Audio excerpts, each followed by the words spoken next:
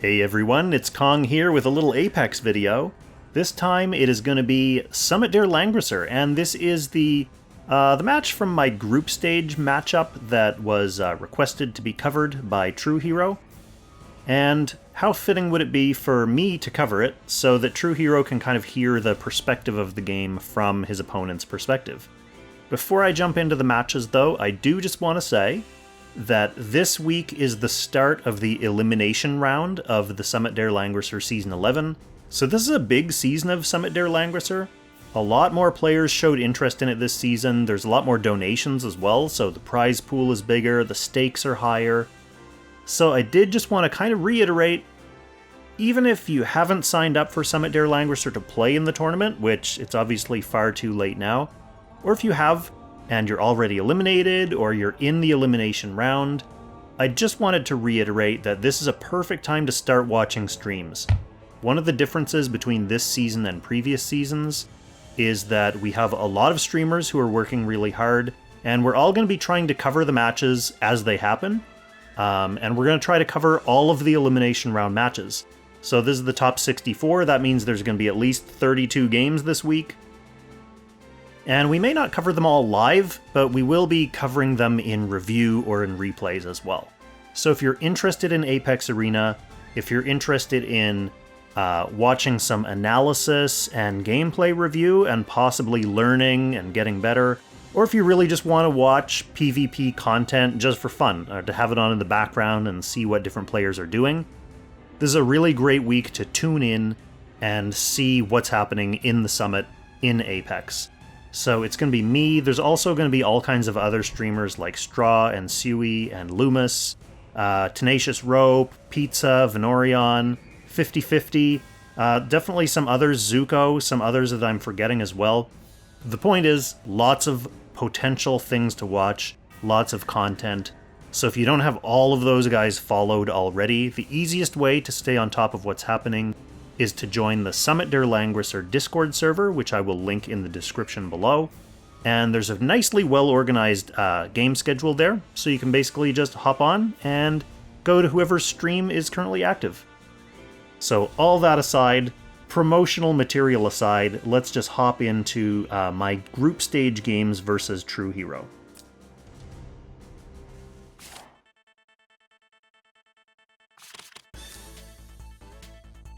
Alright, so for game 1, I was player 2, and I noticed that True Hero had more of an AoE focused box here. He has Clotaire in the box, he has Vincent in the box, Julian, Z2, Polyol, Matthew all really act well together as part of an AoE rush combo. So I wanted to ban the Clotaire first because he is a unit who can reach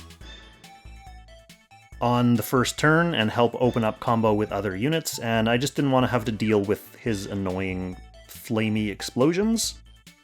So I banned him first, knowing that I was going to be up against some other annoying AoE units regardless. And True Hero smartly bans out my Rosenseal first, because if she wasn't banned, I would have definitely first picked her against this box.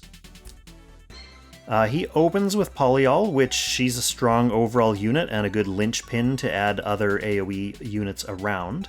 And I'm going to first pick my Sissy here. She's my only other healer, and against the kind of team I'm going to be facing, I'm definitely going to want at least a healer. But I did take out a couple other dangerous AoE units. So he's banning out my Polyol there as well. Zerda's just super powerful. Polyol has potential to like counter his own Polyol's tiles. And he gets Zerda, which is a combo I hate to give. I hate to give up Polyol and Zerda, and I really probably should have banned her second. But then I would have been facing like probably a Matthew, which is also devastating in its own way, so it's really hard to say. I did not want to give up Watham as well, because that would be just a really annoying 1-2-3 punch. I get Gintoki here because I have Sissy already, so he combos well with her, and he's just a strong unit for doing stuff anyway, so I wanted to have him. And other than that, things go fairly smoothly from here. I wanted IBC as well to kind of counter his Gintoki, but also because she can double as another healer. Mine has Goddess Tier, so potential to remove some debuff stacks and also heal with Endurance Formation. I get a late tank as well, just in case. That helps stall a little bit against like Zerida's single target Gintoki. It helps prevent Lostum from coming in and 3C'ing right on turn 1.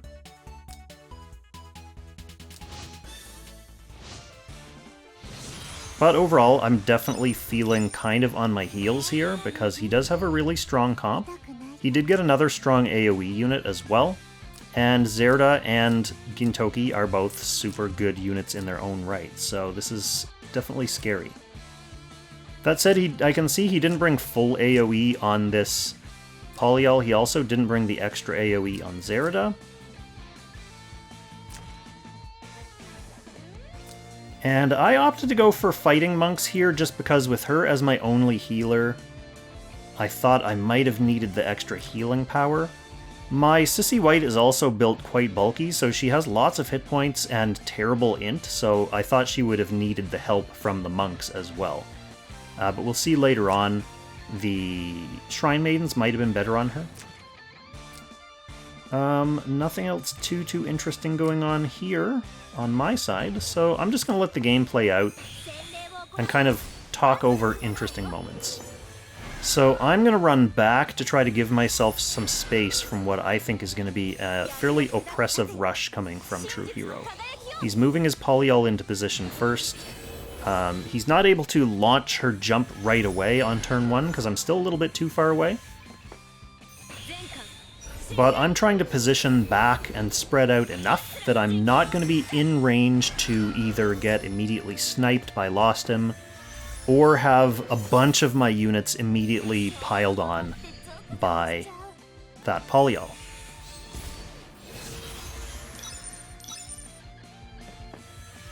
So Gin runs back here, which is interesting to me. The only thing I can figure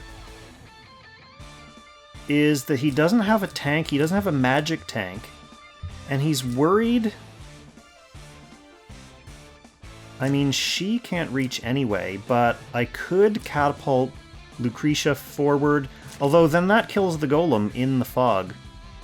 So he can't really pull Lucretia forward either, but the only thing I can think of is that Hero started to get worried about me being able to reach him. Even though he's player 1, he's the one who kind of has the jump on me at this point, and gets to dictate positioning. So running Gintoki back, he's a little bit afraid that I'm going to make a play for his Gintoki.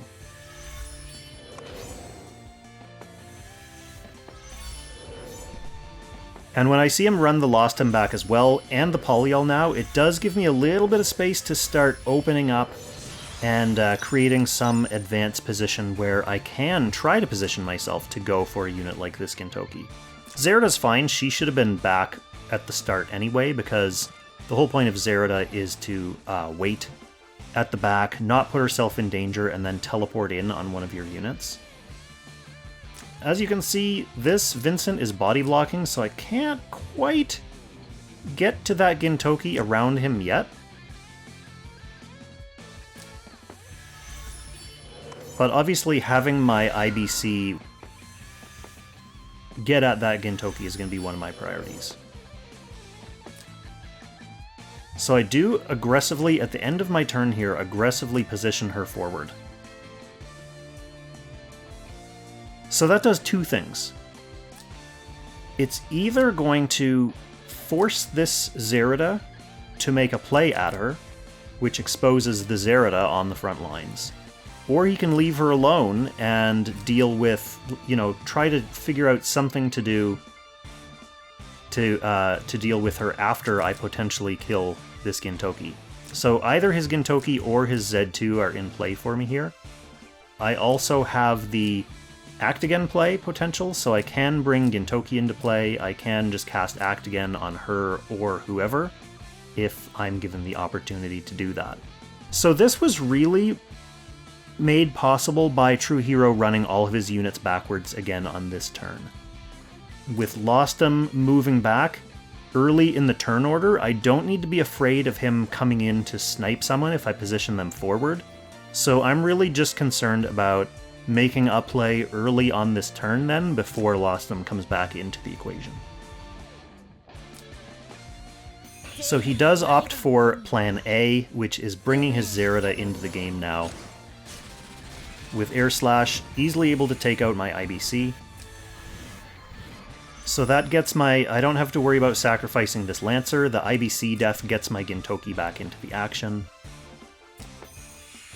And that is who I'm going to use to kill the Zerida. At least the first life. Now I made a mistake there though, a positioning mistake. So far everything's going according to plan, but I moved my Gintoki a little bit too far forward for my Lance to then move up and guard him. So I could have easily just killed the Zerida from this tile as well, and then my Lancer could have moved down here. Gintoki would have been in guard range, so if, for example, like, he wanted to counter kill my Gintoki with his Gintoki, I would at least be guarded against that physical attack, but I put Gintoki on the wrong spot. So I use my Act again to get Lucretia up here to just finish off that Z2. Being able to kill both lives in one turn is pretty key for her, because I don't want to have to mess around with her getting revives. But because of that mistake, he is sure enough able to get his Gintoki in play here and kill my Gintoki. But that kind of works. That kind of works just as well for me, because now his Gintoki is up front and center, and I have the ability to come at him with my Lucretia, for example. Maybe if my Gintoki was under guard, he wouldn't have exposed his Gintoki like that. So Lucretia is able to stay way back here, does take out the Gintoki with her 3C, and then Vance is able to beam her down here to relative safety. I'm not going to say safety. So now True Hero is left with his Polyol and his Vincent and his Lostom, and he has to spend the next turn positioning his AoE units. He is going to go in with Lostom, and this is where I was saying the Shrine Maidens might have been a better pick on her. It's not a kill, just because she is so bulky, but it does leave her low enough, with no healing, that she's easily killed by this AoE here. Now, I'm not 100% sure whether Shrine Maidens would have actually saved her from this either. She would have taken a lot less damage from Lostom's initial guard ignore, but the AoE may have still been enough to kill her regardless. So here's another mistake. My thought process here was to try to debuff this Vincent with that black hole. I would have been better off just killing him. I had a spell, a single target spell up. I would have been able to kill him. I would have had to eat one of his explosions, which, that's fine. You're going to have to eat an explosion when he dies anyway. But by trying to be a little too fancy and like debuff him first, which wasn't going to work anyway because he's immune, I basically leave him alive. So instead of just doing his on-death explosion, he's able to come down and actively use his Emerald Explosion and his on-death explosion. So that actually kills Lucretia and Vance, which puts me in a much trickier situation. If I had just killed him outright, then those units one of them may have lived, I don't know. It's too late to think about that now. But I'm going to be counting on Lightbringer to carry the rest of this game. Thankfully, she does have Discipline, she does have Gift of Eternal Life. She does have the new anti-stun accessory, so I don't have to worry about Polyol stunning her in the fog. I don't have to worry about Lostom stunning her, so it's just a nice coincidence that the units that I'm left up against in the end game both have a piece of their kit that they essentially can't use against her.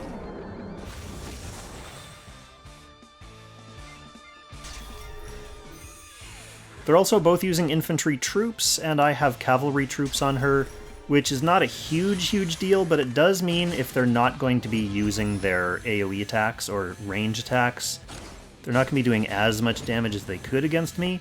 So at this point, True Hero is ahead in damage. So he does have the option to kind of hang back and try to just AoE his way to like a damage win. As you can see, my Lightbringer out-damaged his Lost him there, and even at melee, my Lightbringer was out-damaging his Polyol. So I do have the ability to start catching up on damage here. And as long as I keep getting Discipline back every once in a while, I can keep myself healed up. I take Polyol's first life away there. I'm already almost caught up in damage, so at that point True Hero knows that if this goes on for a couple more turns, Lightbringer's just going to be able to gradually chip away at his team while staying healthy. So it would have been an ugly finish, but he wasn't going to win that one. So that is 1-0.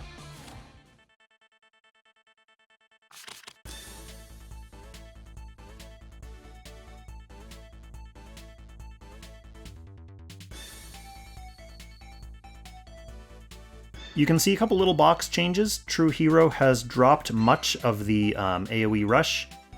He's got a little bit of a tankier setup. He's got Landius in here. He's also brought Archon, which is interesting.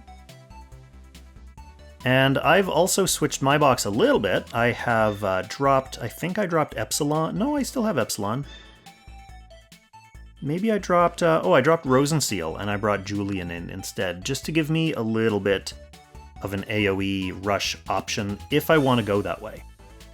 So this map is really good for Lostum, it's really good for Matthew as well, and Hero sees that my box has changed a little bit and bans out the Matthew because he doesn't want to give me an AoE opener, so that's fine. I ban out, just like what he did in Game 1, I ban out his Rosenseal first because I am hoping to be able to bring some AoE. Unlike Hero, instead of picking Polyol first, I picked Z2 first. She's a little bit more versatile, in case I need to flex onto just like pounding through his tank. Zerd is able to do that. So he picks a tank first. One of my options would have been to ban out like his healer there, but I wanted to ban out his other OP units. So I don't have to deal with Z2 or Gintoki. But I do get Polyol as well, so both games, player 1 gets Z2 and Polyol first and second pick, which is kind of interesting. He doesn't let me play my Julian, he doesn't want a third big AoE rush staple, and he secures his healer, so he does have a healer and a tank against this. I brought IBC to help speed up these units if I have to. I have found that even as enticing as it is to rush in like on turn 1, you can't quite do it turn 1 if all your units aren't able to combo like that turn. So having IBC is nice to help give you a little bit more flexibility with your mobility if you need to spend a turn setting up.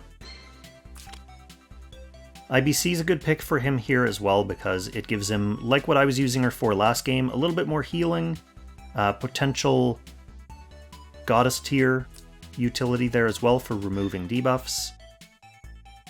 So I picked Lucretia because I like being able to catapult her forward with the Golem and possibly add some more AoE if I get that opportunity. And then McLean as well, who can come in and eventually join an AoE rush eventually. Not really a rush at that point. He doesn't move in too fast. But he's a pretty good unit because he's bulky and he has a revive, so you can be a little bit more aggressive with him if you're just throwing your units forward.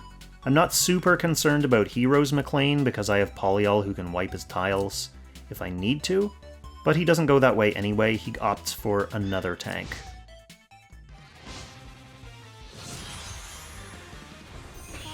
So the key to this game is really going to be, for Hero at least, spreading out, making sure he doesn't get boxed in or comboed by a bunch of my AoEs at the same time, or enticing me to overcommit with 1 or 2 units before I have follow-up with the rest of my units, which would allow him to pick me off over time rather than having to deal with like my whole team at the same time. So I brought full AoE on Polyol. Nothing else too interesting. I did bring like 1 AoE option on my Lucretia, and I brought AoE on Zerida as well.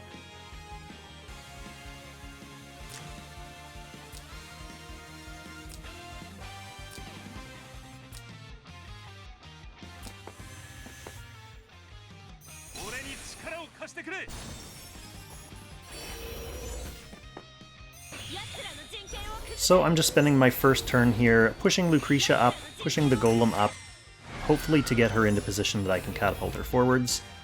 I'm also mass attacking and putting that mobility boost on my Polyol and Zerida. Zerida doesn't really need to move up, as I said in the last game, because she can just teleport when her time comes.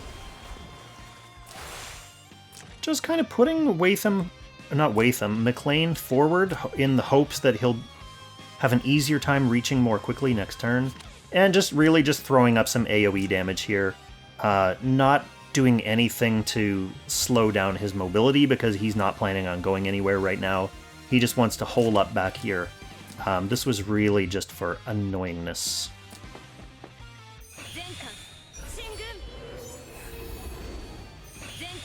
And the IBC not messing around, going into Endurance formation right away on the first turn. And he does get his Sissy down low as well, so she's kind of out of the way. His team's not really bunched up for a big AoE. So I take the opportunity to just throw out some more tiles with McLean, which kind of boxes Hero into a corner here.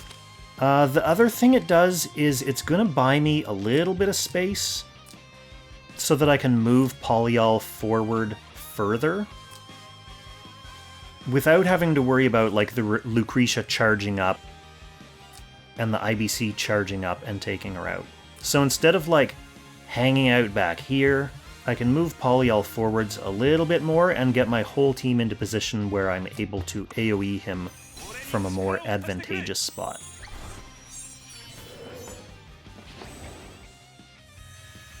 So you can see that kind of moving forward more aggressively with IBC there. Using Lucretia's Pulse on McLean to get his water back up faster when I need it. Hero goes with an interesting gambit here. He's using Act again already on the Lucretia.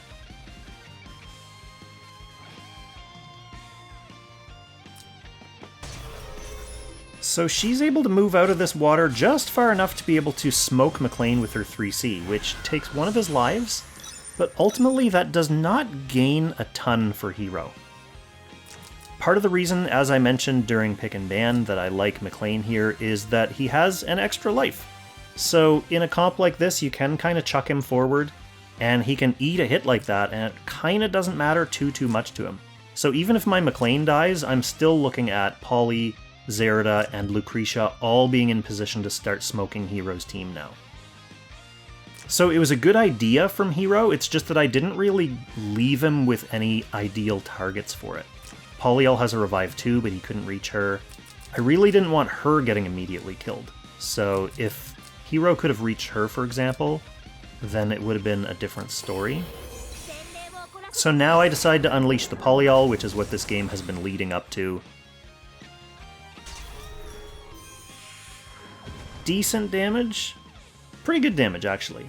But the one unit that I get the stun on is Sissy, which is a lucky stun for me.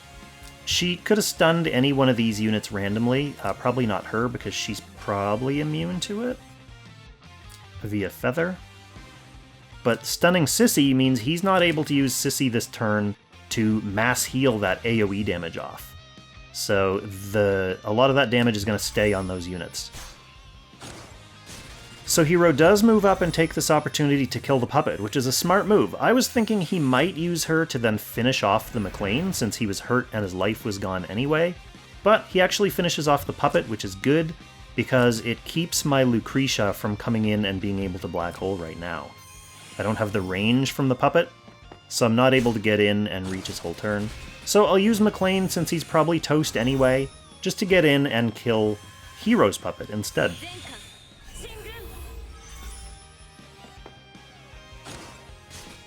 Okay, so Hero takes advantage of that timing that was offered with that brief exchange to use his IBC, come down here, take advantage of the Goddess tier, strip the stun off his Sissy, but I get my Zerida in that time. He doesn't really have any damage left because Lucretia has already moved, so I'm not super worried about coming in with Zerida now. Hero would need to be able to kill 2 of her lives for me to have wanted to delay that a little bit more. So Sissy's able to get her healing up now. Puts out an infantryman to, I guess, try to get a hit on this Polyol.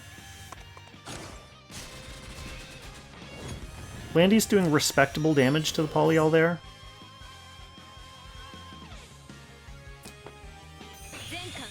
And my IBC's really only able to come in here and just, like, put some damage on this tank, which is not a big deal. I get the healing on this Polyol, which isn't going to matter, because, I mean, her Guardian Infantry's almost dead anyway. So Lightbringer is able to get her first life, regardless of my healing from IBC, but I have turn priority, and here's something that's fun.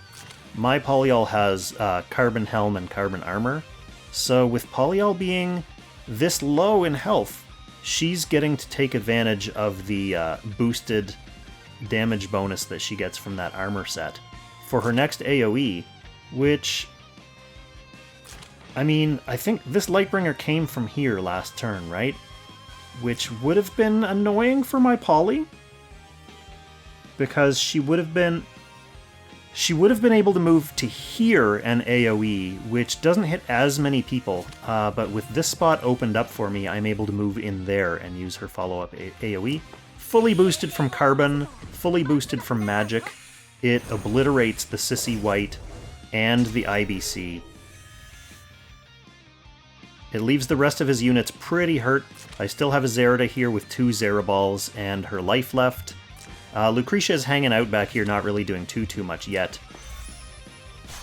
Even if my Polyol had gone down there, and his Lucretia was slightly healed up, all he had left was 2 tanks to act that turn, and like I said, I had a Zerida who could easily kill either of those tanks.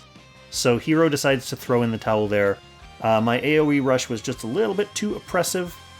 I would say, in terms of Hero's play there, the only thing that he could probably have done that would have made my life a little bit more difficult for me would have been spreading out a little bit more at the start to avoid getting boxed in by McLean water tiles and to avoid as many units getting smoked by the Polyol. Although that said, I was being very patient with her, so it was kind of difficult for him to really space his team out in a way that would have kept them protected too.